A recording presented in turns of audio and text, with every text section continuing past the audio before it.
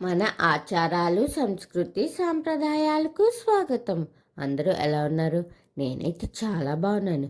మీరు ఎలా ఉన్నారో కామెంట్ రూపంలో తెలియజేసేయండి. మరి వీడియో కోసం ఎదురు చూస్తున్నారా?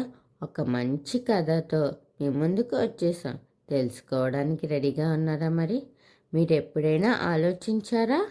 ఎందుకు ఎక్కువగా దేవాలయాలన్నీ కొండలపైనే ఉంటాయి? ఈ సందేహం ఎప్పుడైనా ఎవరికైనా వచ్చిందా?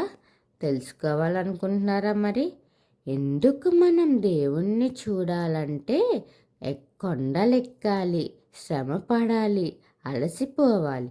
కానీ ఇది కేవలం భక్తి కాదు. ఇది ఒక పరీక్ష, ఒక ప్రయాణం, ఒక సత్యం.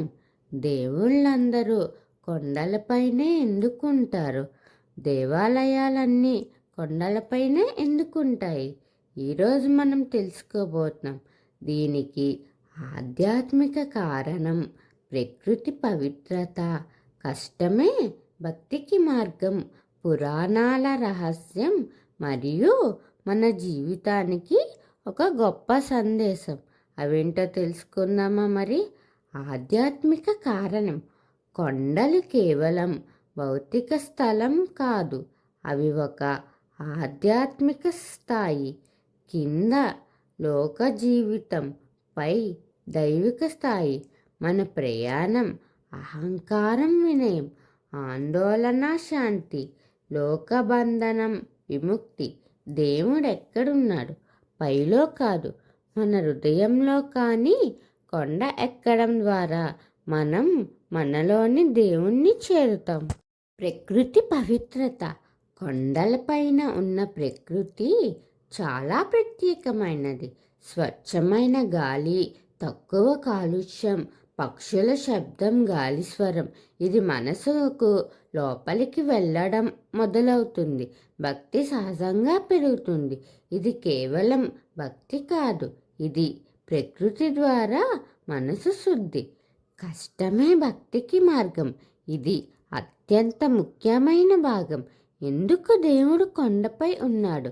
మనం కష్టపడాలి, ఎక్కాలి, అలసటను జయించాలి. ఇది ఒక సందేశం.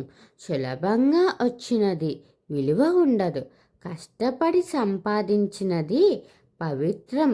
కొండ ఎక్కేటప్పుడు చెమట వస్తుంది, శ్వాస వేగంగా ఉంటుంది, మధ్యలో ఆగిపోవాలనిపిస్తుంది.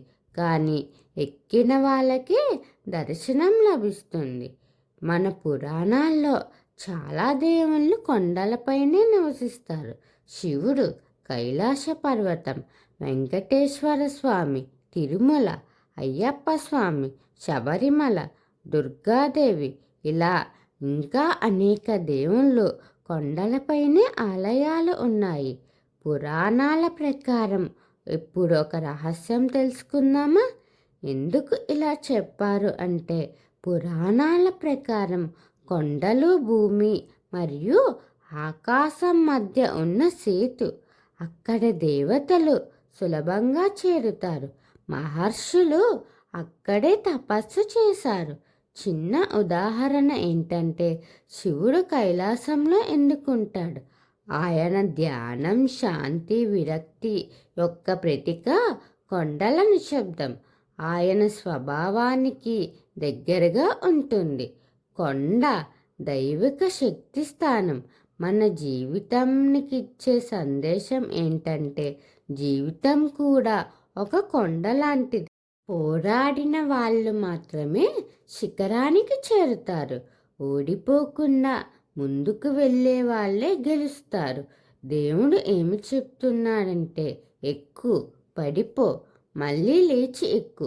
ఇప్పుడు మనకు అర్థమైంది ఏంటంటే, దేవుడు కొండపై ఉండడం యథార్థం కాదు, అది ఒక్క గొప్ప జీవన పాఠం.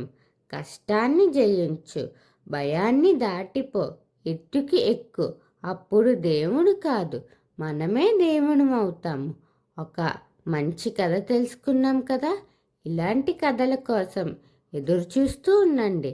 మన ఆచారాలు, సంస్కృతి, సాంప్రదాయాలు వీటి మీద మీకు ఆసక్తిగా ఉంటే నా ఛానల్ని సబ్స్క్రైబ్ చేసి అలాగే పక్కనే ఉన్న బెల్ ఐకాన్ క్లిక్ చేయండి. నా వీడియోస్ని మీరు ఆదరించి లైక్, షేర్, కామెంట్ చేయండి. ఓం శ్రీ మాత్రే నమః.